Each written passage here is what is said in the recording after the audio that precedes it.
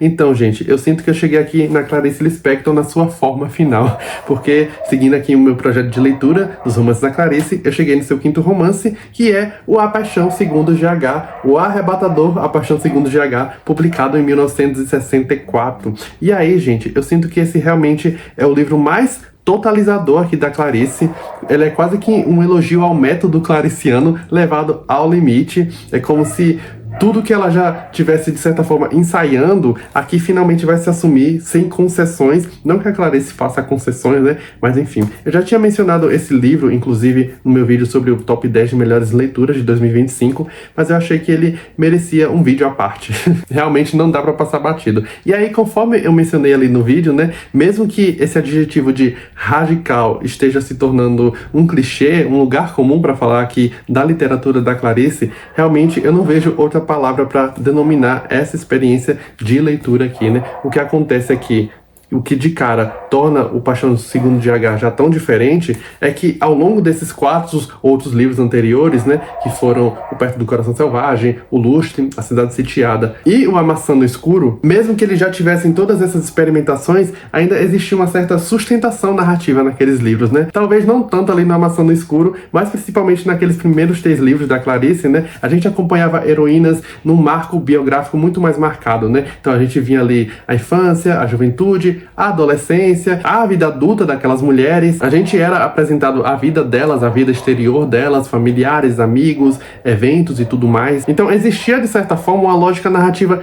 mais concreta, mesmo com todas aquelas epifanias e todas aquelas digressões que também vão estar presentes nesses livros, né? Só que a GH vai romper com isso de vez. A gente tem aqui um negócio muito mais estático. A gente não tem, por exemplo, a vida pregressa da GH. Para começo de história, a gente não sabe nem o nome verdadeiro dela, a gente só tem essas iniciais, né? GH. Aliás, ao contrário também dos outros romances da Clarice, que eram narrados em terceira pessoa, e hora em outra a gente tinha incursões ali em primeira pessoa, esse daqui já é narrado diretamente em primeira pessoa, né? Então a GH, ela já assume o negócio aqui desde o começo.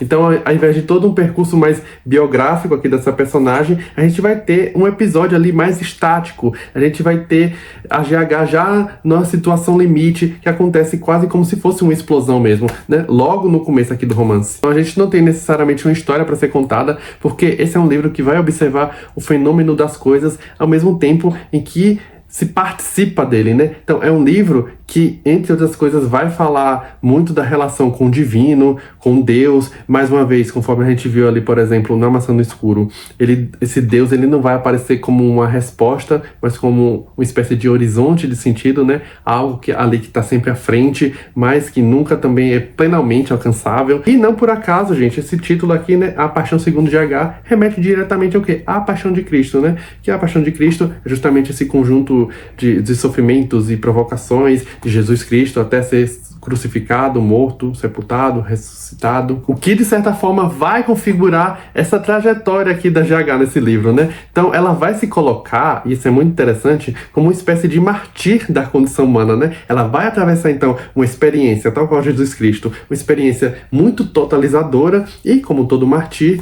também vai caber a ela arcar com as consequências de tudo isso, né? E aí esse romance, ele funciona ao mesmo tempo como um manifesto, mas também como uma terapia de regressão no sentido mais radical mesmo, né? De encarar séculos e séculos de linguagem para confrontar identidades estáveis. Então, a própria Clarice dizia que esse era um livro para pessoas de almas formadas, né? Dizia não, esse, aliás, está aqui na introdução do livro, né? Que ela vai mencionar a possíveis leitores, né? Eu ficaria contente se esse livro fosse lido apenas por pessoas de alma já formada.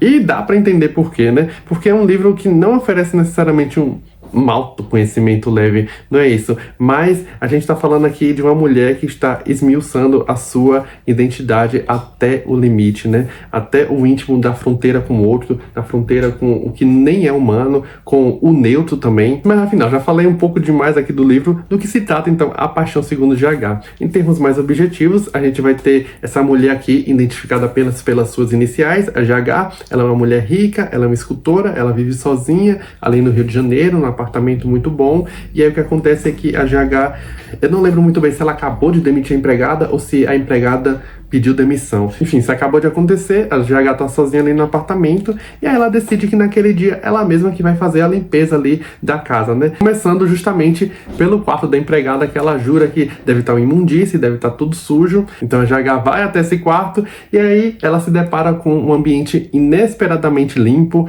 imaculado, quase que asséptico mesmo. Só que, dentro do guarda-roupa que tinha ali no quarto, a GH vai se deparar com uma barata enorme.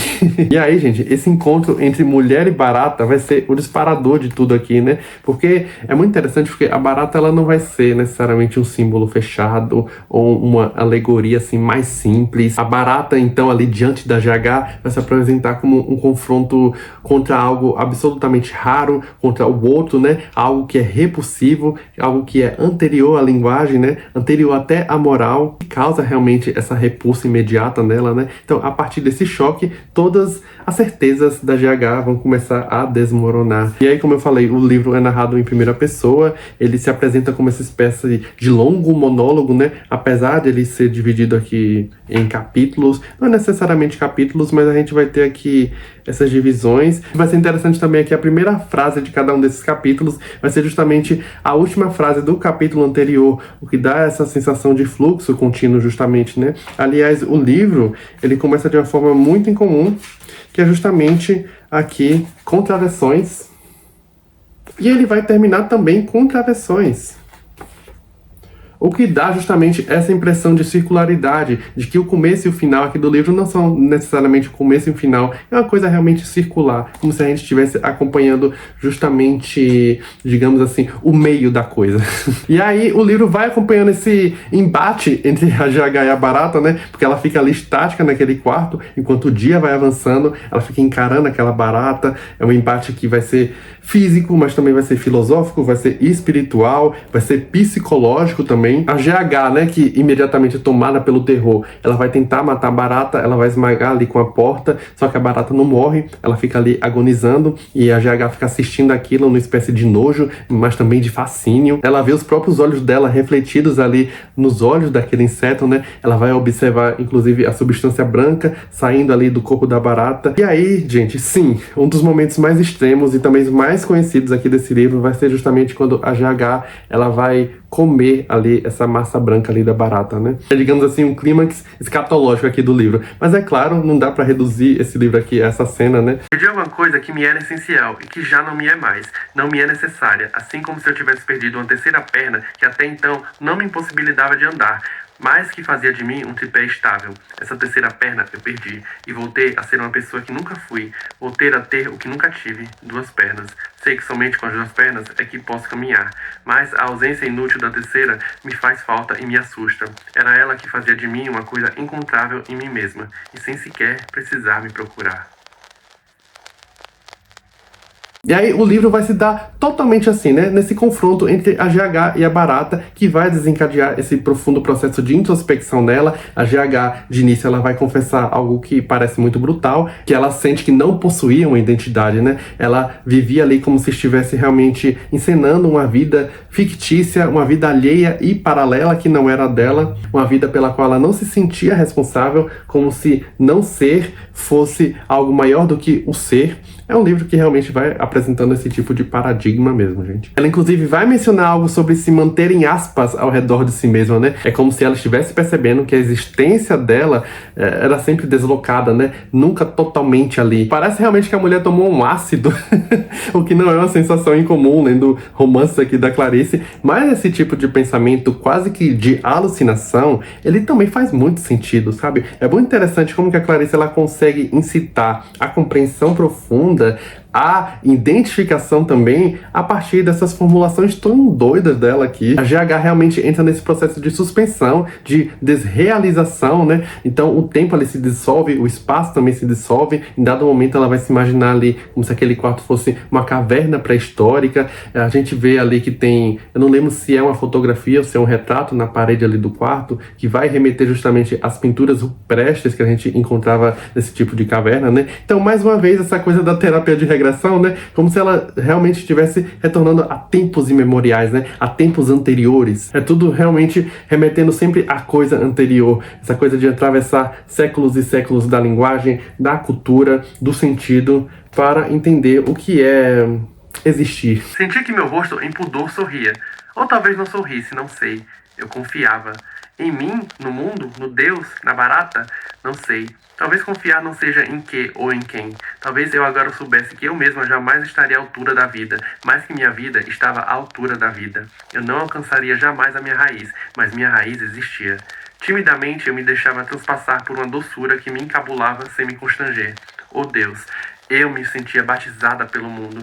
Eu botara na boca a matéria de uma barata. E, enfim, realizara o ato ínfimo. Essa busca existencial aqui da GH, ela vai assumindo áreas cada vez mais místicos, as referências religiosas, elas vão se intensificando, mais uma vez, a coisa da paixão de Cristo, né? A GH, ela em dado momento passa a falar na segunda pessoa, né? Em você, e aí a gente imagina se ela tá falando com um amante, ou até com o próprio Deus, ou com a gente mesmo. Então a gente vê essa personagem se colocando como uma penitente, né? Como uma pessoa que tá ali implorando por redenção, por compreensão, pedindo também misericórdia. Então, essa coisa que eu mencionei do elogio ao método clariciano, que a gente vai encontrar aqui nesse livro, né? É justamente essa entrega ao pensar, né? Que talvez não leve a lugar nenhum, não precisa levar a lugar nenhum. E isso é outra coisa que eu gosto muito nesse estilo aqui da Clarice Lispector, né? Que é um processo que não é de alguém que viu muita coisa e agora está explicando, né? A gente está vendo aqui alguém nessa comunhão que é estabelecida a partir desse processo. Tanto é que essa ideia de dar a mão, né? Ou seja, para ter uma companhia ali durante esse processo, vai aparecer mais uma vez nesse livro. Era uma coisa que já tinha aparecido ali no A Maçã no Escuro, se eu não me engano, ali naquelas viagens ali do Martin. Então esse é um processo que é muito pessoal, que é muito individual, mas que se torna inevitavelmente também coletivo, né? A coisa do limite da alteridade mesmo. Então, para concluir aqui, gente, mesmo dentro dessa proposta clariciana, né? Mesmo tendo lido esses outros livros dela, esse aqui, O A Paixão Segundo GH, é realmente um livro como nenhum outro. Ele é muito exigente, ele é muito perigoso também. É um livro que, mais do que os outros, tem esse aspecto realmente de ser um desabafo. É muito interessante isso.